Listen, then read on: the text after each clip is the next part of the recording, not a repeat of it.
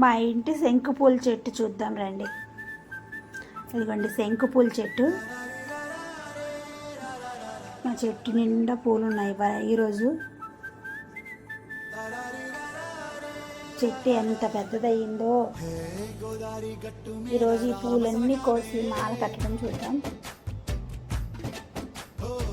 మా డిష్ మొత్తం పట్టేసిందండి. ఇది అల్లుకుపోయింది బాగా. కట్ చేయాలి, ఒకరోజు కట్ చేద్దాం చెట్టు మొత్తం.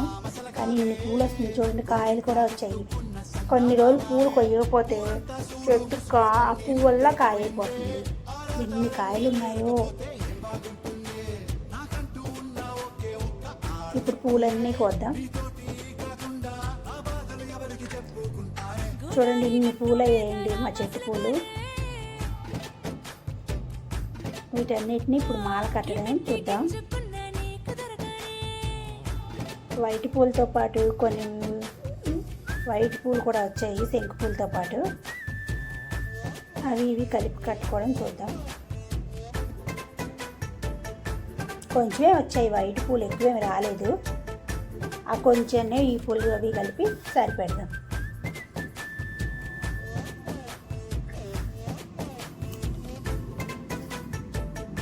ఇప్పుడు మాల కట్టడం.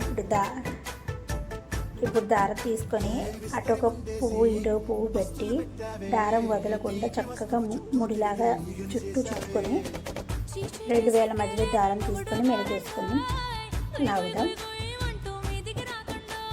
ఇప్పుడు రెండోసారి కూడా అలాగే లూజ్గా వేసుకోకూడదు, అలానే టైట్గా వేసుకోకూడదు. చూసుకొని లాక్కోవాలండి. టైట్గా వేస్తే ఊడిపోతాయి, లూజ్గా వేస్తే జారిపోతాయి. ఇలా ఒక్కొక్క పువ్వు అలా కట్టుకున్నాం పూలు మొత్తాన్ని.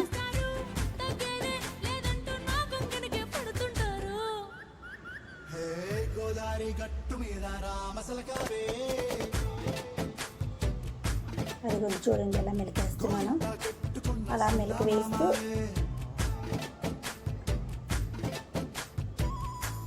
కట్టుకోవాలి.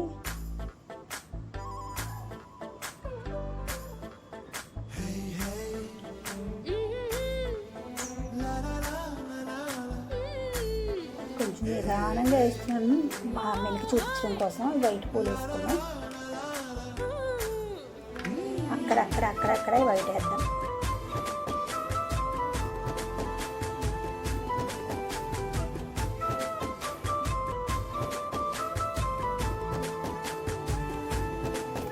మొత్తం కట్టుకోవడం అయిపోయింది పూలు.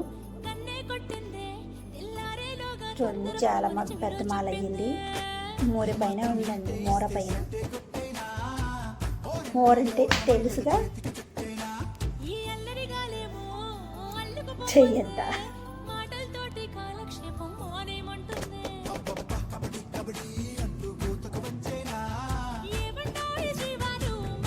ఇంత పొడవుగా ఉంది, అందుకే కింద పెట్టి చూపిస్తున్నాను ఎంత మాల ఉందో.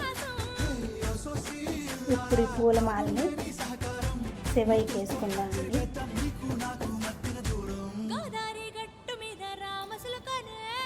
కార్తీక మాసంలో శివయ్యకి పూలు పెట్టుకొని పూజ చేసుకుందాం.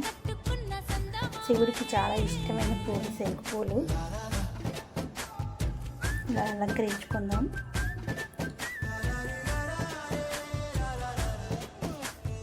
శంకు పూలు చొక్కా చుట్టూ దేవుడికి పెట్టుకొని నమస్కరించుకుందాం. శంకు పూల మాల రెడీ అయిపోయింది.